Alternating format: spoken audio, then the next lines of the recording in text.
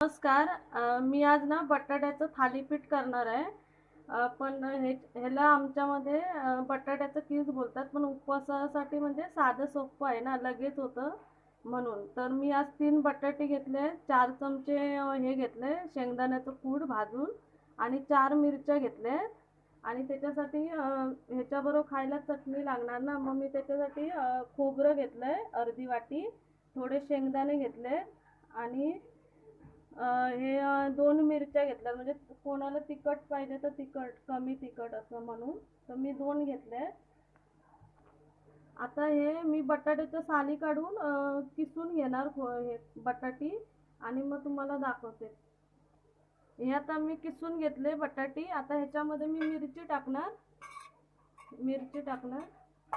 आणि मग हे कूट आहे ते टाकणार, आणि मीठ, म्हणजे कोणाला चवीला पाहिजे तसं मीठ टाकणार. हे कसं मिक्स हातानेच करायला लागणार, का तर चमच्याने ते होणार नाही म्हणून. आणि हातानेच चव जरा येते, चमच्याने असं नीट मिक्स पण होत नाही आणि ते जमत पण नाही करायला.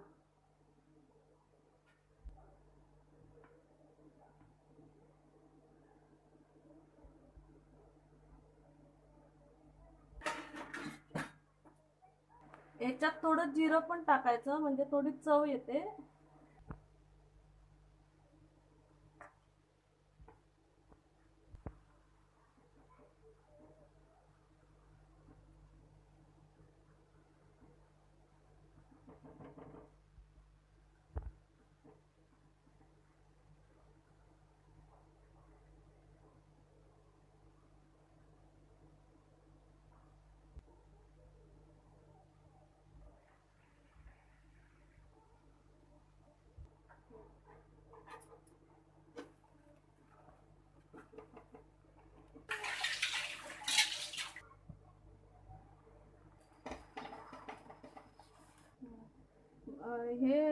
हे थालीपीठ होईपर्यंत मी चटणी करून घेतली, पण मी चटणीमध्ये शेंगदाणे आणि मिरची आणि खोबरं वापरलं.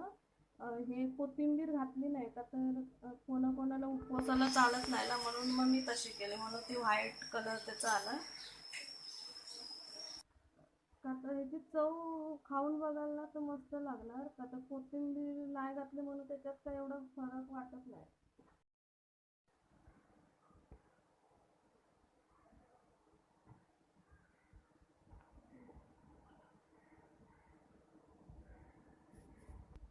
उपवासासाठी सोपा पदार्थ आणि नवीन सुद्धा, लगेच होणारा आहे. करून बघा, मस्त लागतो. आणि एकदा करून बघाच तुम्ही, मस्त लागतो.